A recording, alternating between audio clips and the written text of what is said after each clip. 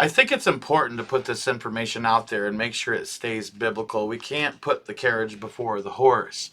All right, it says in Daniel chapter 7, all right, that there's a beast, a fourth beast that has 10 horns that, these 10 horns represent 10 kingdoms that have 10 kings that are overhead of them.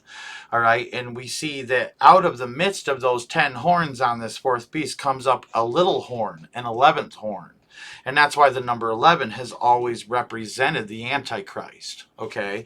And what's also interesting is that the Illuminati has come out with a map quite a while ago, and this is the actual Illuminati map. This is not a recreation where they take, Mexico out of it. Mexico is a part of the coalition between America, Canada, and Greenland.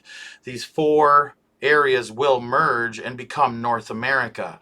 The second nation is Western Europe. The third nation is Japan as it sits. The fourth nation is the fourth kingdom is Australia and South Africa. They merge together, even though they are an ocean apart. They are on some trade agreements with each other. So the first stepping stones that they need to be able to do that are being completed. All right, and they need Eastern Europe. That would be Russia, Ukraine, and Poland, and all that stuff merging together. And then number 7, and this is what I want to talk about today, is the seventh kingdom, North Africa and the Middle East. The Abraham Accords are not what everybody thinks that they are. When the Antichrist comes in, he's going to make a covenant with many. And the 10 kings are already going to be in place because that's what Daniel chapter 7 tells us. The 10 kings and the 10 kingdoms have to be established before the Antichrist can emerge. And I do believe that he will emerge quickly after they are in place. But I do know that the Abraham Accords is not the peace treaty that the Antichrist makes with many. All right? The Abraham Accords is Donald Trump literally bringing together and forming the seventh kingdom out of the 10 kingdoms. And I think that this is even bigger news because here we go. There's already another kingdom set in place. The rest of the kingdoms are: the 8th kingdom is tropical Africa. The 9th kingdom is South and Southeast Asia. All right. And that includes Pakistan and India.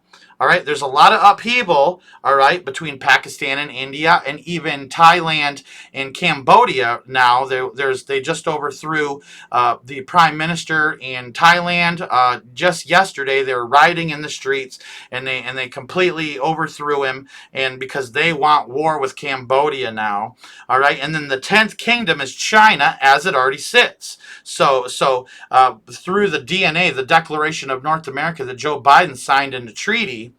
And not only that, but what Trump plans to do in absorbing Greenland into the situation eventually. And there's even wargaming scenarios that they've already done at the Pentagon to bring Greenland into the fold. Okay, that will establish the first kingdom. Western Europe, it's basically already there. They just need the chaos from the immigrants that are there. They need them to overthrow the powers that be, and it'll all merge together right there and then. Just a little bit of war, and it's going to be there. The second kingdom, the third kingdom, Japan, as it sits, all right, is complete. All right, number 4, the Australia South Africa kingdom. It is a hop, skip, and a jump away from being a possibility because of the trade agreements that are already in place. Eastern Europe, they're already at war. All right, Latin America, there are a lot of things like, say, for instance, Venezuela trying to absorb, I think it's Ghana, annex Ghana and absorb them into their own country. And there's already talks of Venezuela merging with Brazil and the states of Brazil.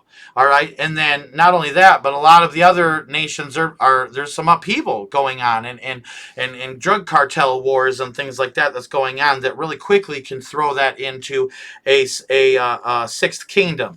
The seventh kingdom, the North African and Middle East kingdom, is exactly what the Abraham Accords are forming. This is not the peace treaty of the Great Tribulation. This is not what everybody's thinking it is. People are saying peace, peace, and then comes sudden destruction. The peace, peace, and then comes sudden destruction is a clear indicator of it talking about the Antichrist, all right? And he's going to come on a platform of peace at first, but then he's going to turn on everybody, and there's going to be sudden destruction.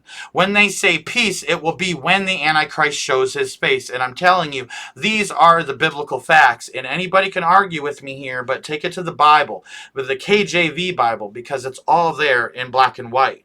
All right. And then now on top of that, tropical Africa, as it is, it's basically already formed.